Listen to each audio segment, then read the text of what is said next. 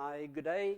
I'm Robbie de Wit from Port Elizabeth in South Africa, a member of the Eastern Province Bonsai Society, one of the oldest clubs in South Africa. And I'd like to welcome all international viewers as well. Please enjoy the demonstration. It's all about trees, bonsai trees in Africa. And we'll have a discussion on that while I'll be doing the demo on this olive. We call it a wild olive. It's the Olea subspecies africana. And this tree was dug out in 2013, so it's 7 years old. It's had its first major cutback of long branches beginning of the year. So this will be the first styling of the tree.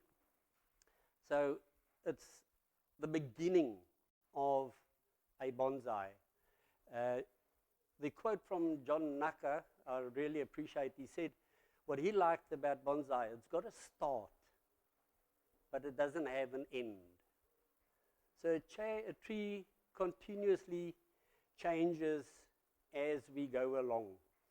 Now, just to give you background on bonsai in South Africa, Becky Lucas was the founding member of bonsai in South Africa. She went to Japan in 1956, did a course there, and then came back to South Africa, founded the Port Elizabeth Bonsai Club, East London, and then Johannesburg.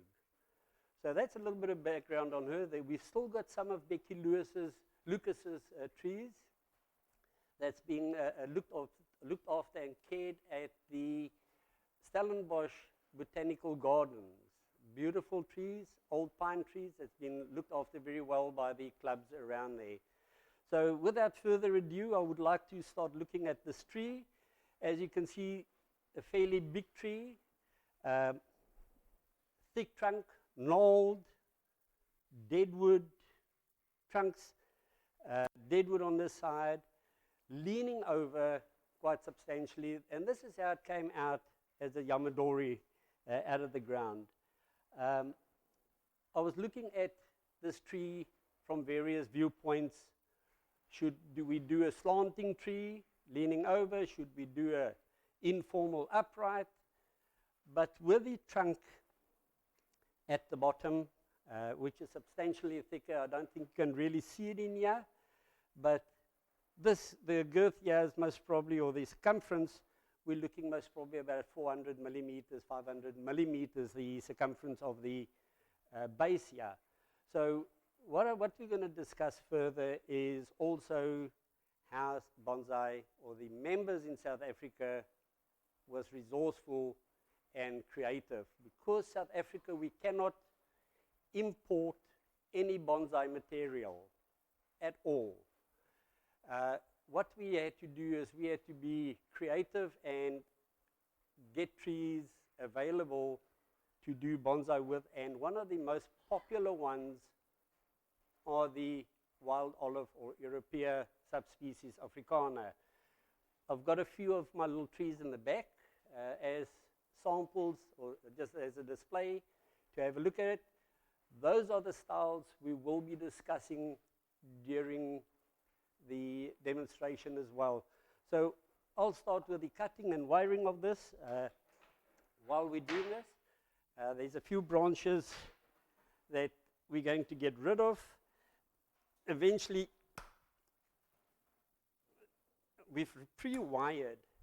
We did pre-wire the tree beforehand, just so that we've got an idea of what's in the tree and what's not in the tree. So I'm going to remove some branches that I've had a look at. We might remove even more later on. But looking at this tree from that side and from the back, I found at that angle most probably the best view. Although this is leaning away slightly backwards, contrary to the tradition, we've got this section coming forward, leaning towards you and presenting the tree. if we could tip this slightly, this would have been an excellent back branch, but we haven't got the space and means to do it here today. So we're going to carry on with what we've got. I'm going to try and do the traditional A-frame type of bonsai with this. So let's start with the cutting of this tree and see how it goes. As I said, we've pre-wired this tree a little bit, so we are going to see where we're going with this.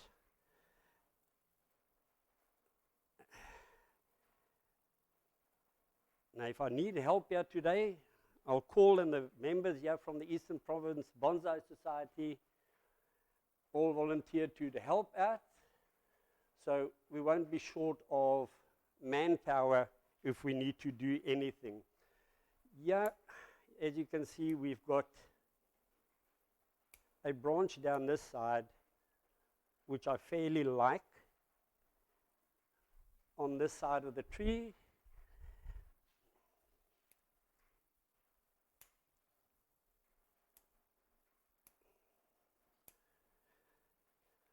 Now we're also going to try and manipulate these branches slightly. Now, everybody that knows a wild olive has got very brittle branches, so they do snap quite easily. So if there's a break or a cracking noise, it's not on purpose. This is definitely not on purpose if it do snap, but it can happen. And they say the only difference between a bonsai master and a beginner is a master has broken more branches than a beginner. So please don't go and quote that. Just now, certain people will, masters around the world will crucify me for that, but it's a fact that there's definitely more broken branches. Guys, and if there's anyone that would like to phone in or WhatsApp or Skype in on Facebook, please don't hesitate to do it. You're more than welcome to ask questions and see whether we can answer that for you. I'm going to walk around just now in front of you, in front of the camera, but that's part of the fun of doing the demonstration here.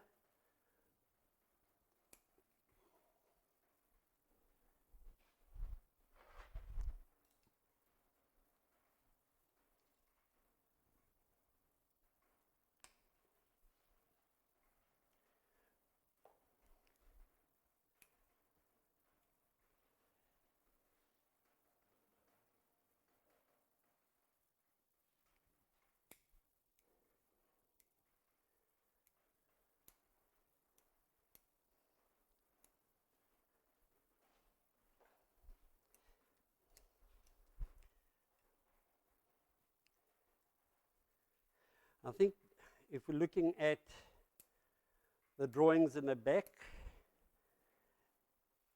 South Africa, because of the self-reliant and resourcefulness of the bonsaists, Africa has also developed tree styles which is unique to Africa.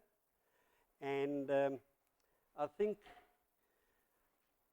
if we look at the first one over here, Pirneef style, Pirneef was actually an artist. Oil drawing, paintings, drawings. Now Pirneef had, or his drawings on paintings was mostly of acacias, having a fairly long trunk where you would see the branches, secondary branches and tertiary branches flaring up, and then with a round canopy on the tips of the trees. And as I said, a very, very, very famous bonsai artist worldwide, actually, very well known, as I said, a South African artist. And that's one of the styles, especially in South Africa creating with acacias that we're doing. Secondly, we're looking at the baobab tree. That's a tree that's growing in very dry regions. Now in South Africa, we do have various regions. We've got the Southern Cape region, which is the southern part of South Africa. It's a floristic area or a region, very much plants. Wild olives do grow there as well, but because it's a wetter area, more moisture, more rain, what happens is we tend to find that the wild olive grows 10, 15, 20 meters high. Trunk is very smooth, not completely smooth, but fairly smooth. And I've checked up a little bit. The girth on those trees are 30, 40 millimeters in diameter. But now, secondly, if we go to the Karoo area, under which Port Elizabeth falls, we fall under the small Karoo area. We're sitting with fairly dry areas. And this is the reason why with the wild olive, we find that in this area, trees are growing to a maximum of 4 to 5 meters. And having only that, like this tree, looking at the year rings, are most probably over 200 years old. And this tree, as you can see, because of the thickness of the branches, most probably 3 meters high, 2.5 meters high. So drought, we've got the wind, and we've also got the rain, but not as much as the other areas. So what we get is the gnarled trunks, driftwood on the trees dying back because of drought temperatures or high temperatures. So what happens is it's beautiful trees to work with, very sought after trees actually in Port Elizabeth. Then we've got the third region, which is more the eastern side of South Africa, the more tropical areas, where we find that we get a lot of ficus, bougainvilleas, trees like that growing fairly well in those areas. Let me just get this off here. Growing fairly well in adapting to those areas. So those are the two styles so far. And thirdly, we get what they call a bushveld style. Bushveld style basically means trees in a veld. What happens is in the drier areas, we find that trees are growing there, dry climate, got zigzag branches because of animals grazing on them. So it causes the variety of trunks.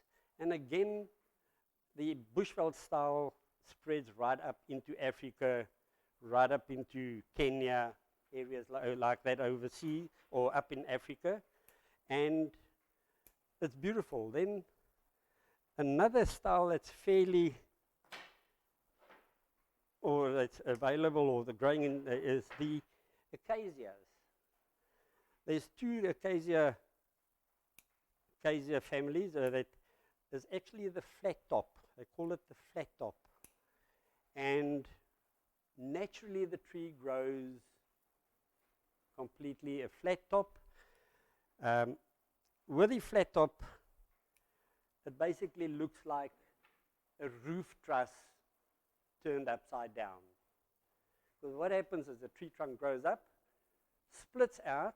You see the trunks, or the branches, the secondary branches, and then just the flat top on top. there are beautiful examples of flat top trees in the Chinese bonsai museum. Beautiful examples of flat tops. I've actually had a look recently. Excellent examples of these flat top trees, which I reckon originated in Africa, somewhere along the line. It's been naturally formed like that.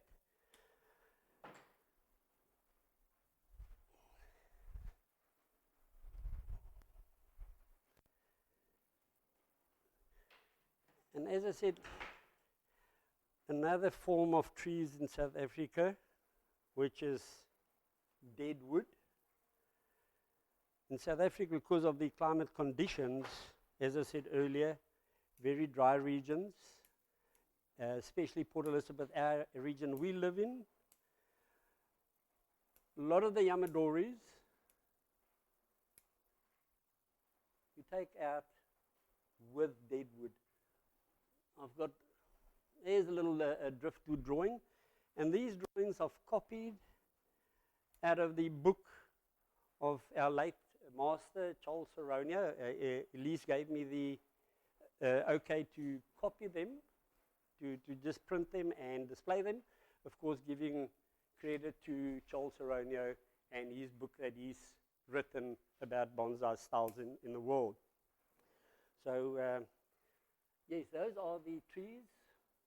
As you can see, the bushveld style there. Very rough, jagged branches. No real formal branch structures, zigzag. And I think that's what's so beautiful about the bushveld style. It's very unique in the sense of not a classical bonsai where you've got your right branch, your left branch, your rear branch. It's a natural looking tree. So those are basically the trees that we look at. We do use a lot of material that's over the years been brought into South Africa as bonsai material, elms and maples and junipers, which is not a natural tree in South Africa. But being creative, we needed to work mostly on the South African trees. And as you can see, nothing wrong with these styles. With the baobab style, the oldest tree carbon dated in South Africa was carbon dated 6,000 years old. It's got a circumference of 46.8 meters, the circumference of the trunk. Now, because of age, it's natural that you find rot in the trees. There's actually in South Africa a baobab tree that's got a pub inside, and it can host something like 30 people in the pub, in this hollow trunk of the baobab tree. So it's very gnarled, it's bulky. As you can see, the main branches, or the trunk is extraordinarily big, but it's to carry those huge branches. Imagine having a big branch like that on a trunk like that. I think we'll have a crashing noise somewhere along the line with branches falling apart and breaking. So it's a beautiful tree. I wanted to bring a sample of that, but we didn't have space to display the trees. So please accept the drawings as correct. As I said, it's definitely well done. Drawings well done by Charles Saronia. And the book, Styles of Africa, or Styles of the World, It's not a book that he wrote purely on the purpose of showing South African trees. It was styles of the world. So your classic bonsai styles is also in the book. Beautiful drawings, photos of trees in the classical style, African styles. As I said, those drawings are all from Joel Saronio's books. As you can see, it's beautiful. Well done.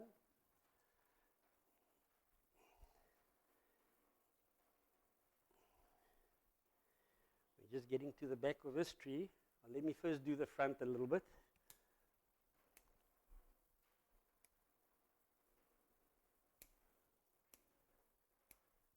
People, if there's questions, please ask. Any question you would like?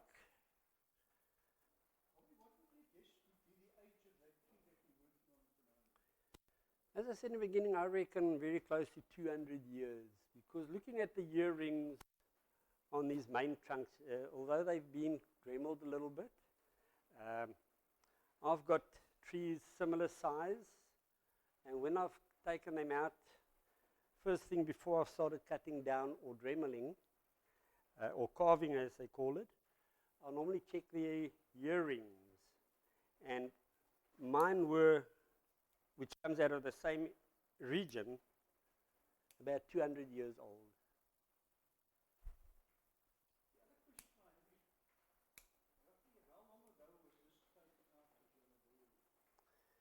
2013. Am I right, Frans? 2013? Yes. So in 2013, so we're looking at plus minus 7 years.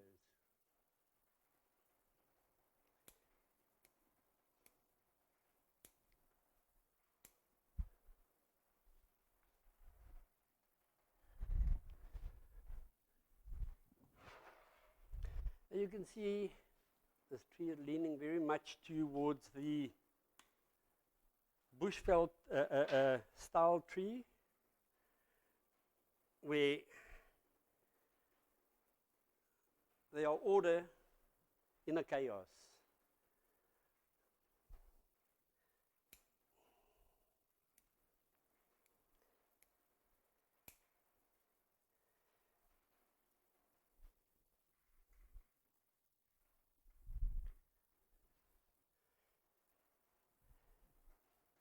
Any other questions?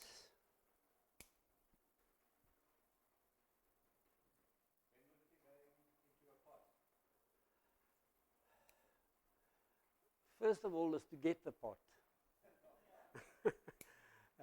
Unfortunately, in South Africa, we're not that fortunate to get pots for this tree that's freely available.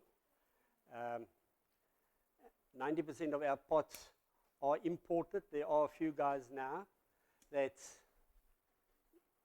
are making bonsai pots, but I don't think to this size that we require for this tree. As you can see, this is a 200-liter drum, and it's taking up the base is taking up 90% of the 200-liter drum. So, looking at a tree like that, you'd most probably need 600 by 400 bonsai pot. In South Africa, we use deeper pots or in this area, we use deeper pots for our trees because of being in a Karoo area or region where it's dry. Our wind factor here dries out the smaller pots tremendously quick, and people have lost a lot of trees because of drought. We are in a severe drought period at this stage. We were fortunate to have some rain last night, but overall, our dam levels are on average 18% full. So yes, we tend to, in this region, look at deeper pots than the other regions itself.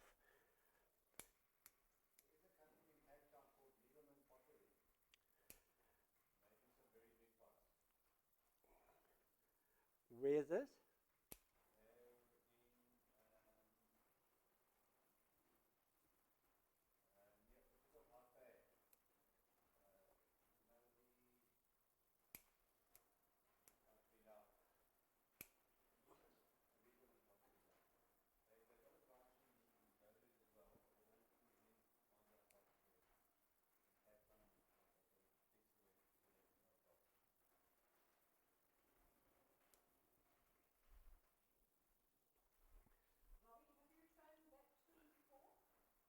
Which tree? No. The long branches, it was the long branches were cut back beginning of the year, but this is basically the start of it, where the final wiring, direction of the branches, I think it's the first time that's actually been done.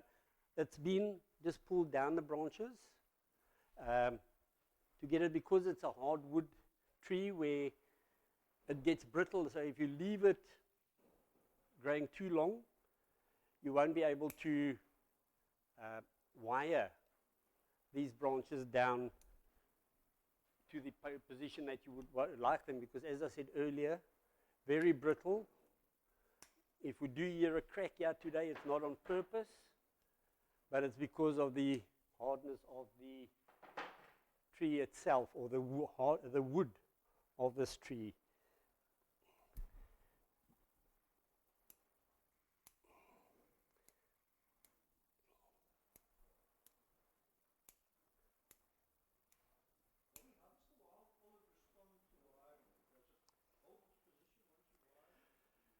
I'll tell you what, over the years that I've done with olives, I wire it. A lot of people say you've got to leave it on a year.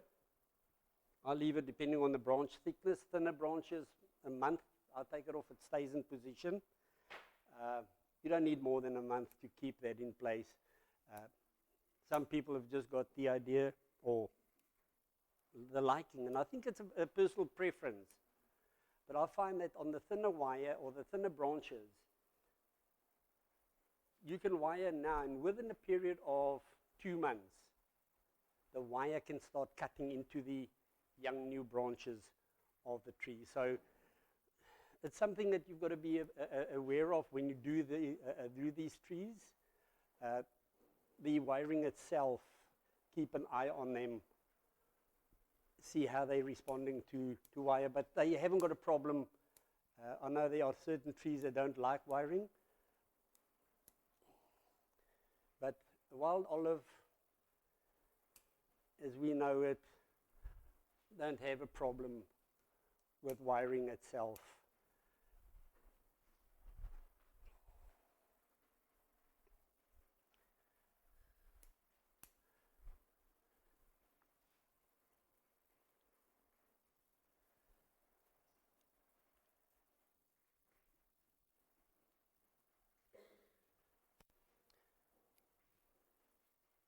This is where it gets a little bit tricky to get these branches growing up here.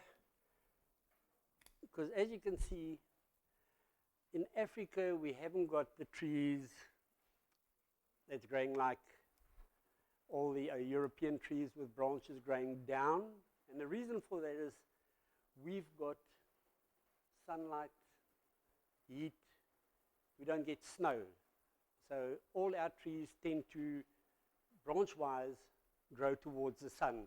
So, and that's why you'll see most of the trees displayed of South Africa, very few really bend their branches completely down. Even these trees of mine, you don't see branches that's been wired completely down. And for that reason, it's South African. We've got to be proud of our heritage. We've got to be proud of our trees that we've got. So, yes, I've got trees that's typical classical styles at home. It's beautiful to have a variety of trees. So with my trees at home, I've got trees that's growing down, I've got trees growing up, broom style.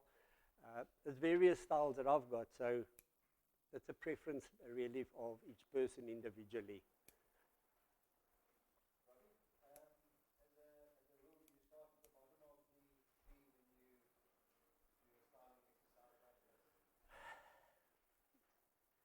I think it's a personal preference. I like working up into a tree because if I start here, I can get in the way of a branch down there. That's personal, and I think it's an option that each one would personally feel okay with. You mentioned the classical Japanese bonsai style. Their apex, I see you working towards the apex. Their apex is normally sort of look very much like a pine style. Oh, yeah. It's going to be a typical South African one, not a sharp apex. And this is the reason why I'm going up in the tree, is when I get there, I've got the space to get my branches down over the tree itself.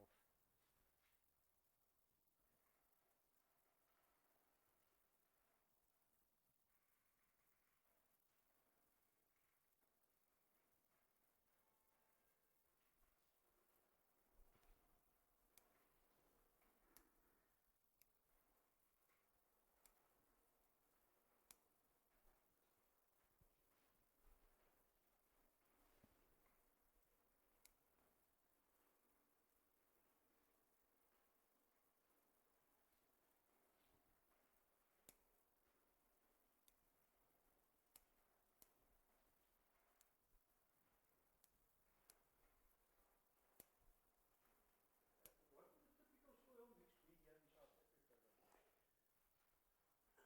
That would be a very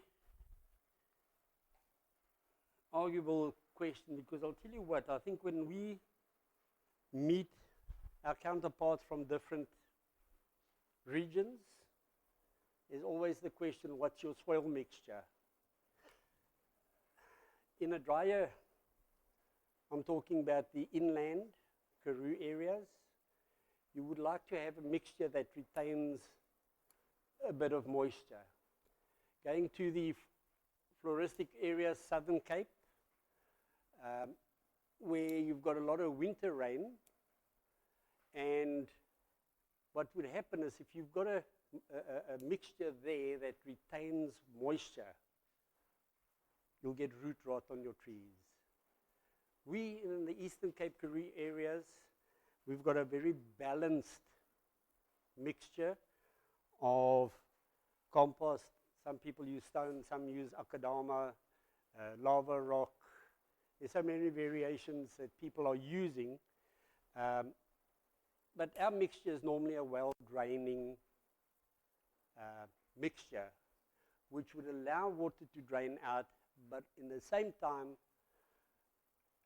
let the water through, but keep moisture in. Now, if you go to, I think, the more tropical areas, where you get rain continuously, I think you'll have people, their soil mixture would be a very loose mixture where if you throw the water in, it basically runs through. My mixture is generally, if I throw water in and I count to 5, the water's got to be out the bottom. So I have never had root rot as such. My mixture is fairly a very loose mixture to create that, for me, the looseness of the soil, so that I can drain my water as quick as possible and not retain moisture.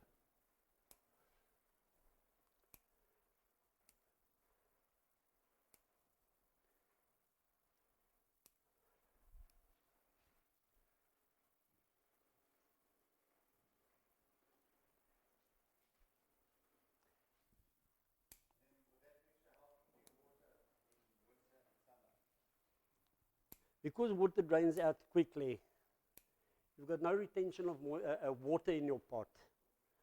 Because the only thing a tree needs is the moisture. It doesn't need water. So yeah, it's freely, as I said, I've never had root rot yet because of the fairly loose soil mixture that I'm using. But as I said, it's a very debatable topic. From winter, I normally water it once a week. During summer, twice a week, depending on heat, sometimes up to 3 times a week. But I try not to water more than 3 times a week. Then I'm talking giving one good soak on the tree itself so that it's got a good amount of moisture it receives in that mix or in that dunking. Because I try and, okay, my bigger trees, same as this, they've got to be watered. Smaller ones, I've got a bigger drum and net, dunk them in there, and leave them in there for 15 minutes, 20 minutes. Yes, it takes you a whole weekend to do that because of the amount of trees that I've got. But that's what I try and do, is not keep them wet, but try and keep them damp as much as possible. So we're just going to have a look from here.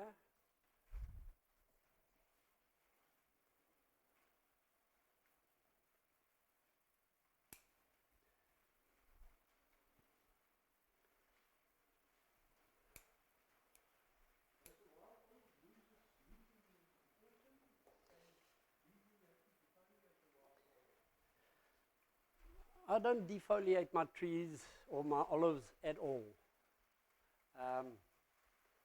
What I do, we try and, what we call clip and grow. I try and cut back as much as possible to get the spread of the leaves. I don't know whether the cameraman can maybe zone in on this tree over here. Now, if you look at this tree, when I dug it out, it had the same leaf as this.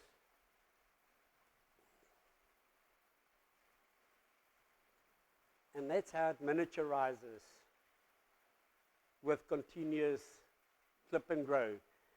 This tree won't go completely down to that, slightly bigger, but in our area even, there's a variation in the wild olive or European subspecies africana, where you've got the dune olive, you've got this olive, and then it's not a botanical name, it's called a rosebud. We call it the rosebud one, where it even goes smaller than that. But they as scarce as chicken teeth. It's not something you'll dig up every time. So yes, we do have fantastic material in the Eastern Cape in South Africa, where we can enjoy good material and be very creative with the material that we've got in South Africa. Right, any other questions? I think... I see, Robbie, we find a few gems on that tree. Is it straight, is the wood rotten soft to drink? One of the harder woods. Wood actually gets used to make knife handles, table coasters, serviette holders. So there's a big variety of stuff you can use the wood for. So it's very good for carving compared to the Celtis tree, which is fairly soft. It rots away. The bougainvillea tends to rot away. But the wild olive or European subspecies africana, very, very hardwood. As you can see, this thing has been out of the ground 7 years. That's been carved. There's not even a sign of dry rot or rot on this. Tree itself, I'm just looking at here a little bit.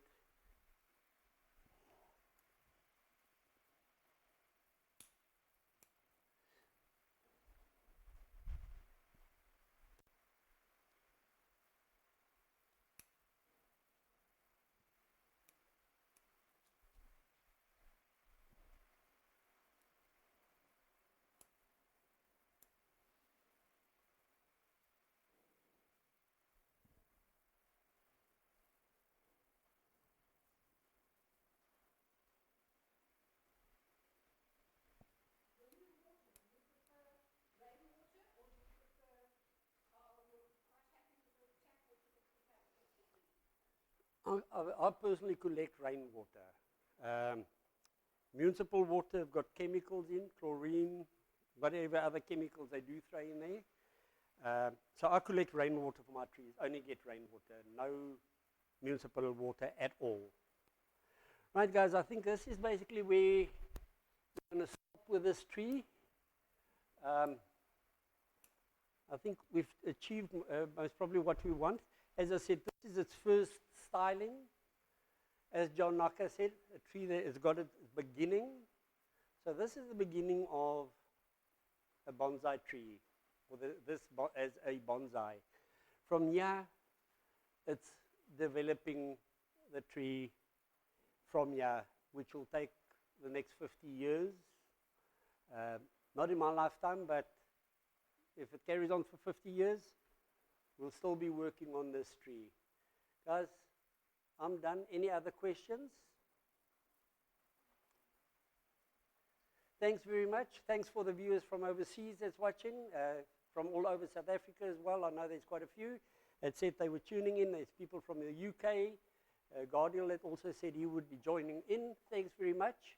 Appreciate the cameraman. Thanks for the Eastern Province Bonsai Society for allowing this event to take place at the club venue. Really appreciate it. Thanks very much from South Africa, and goodbye.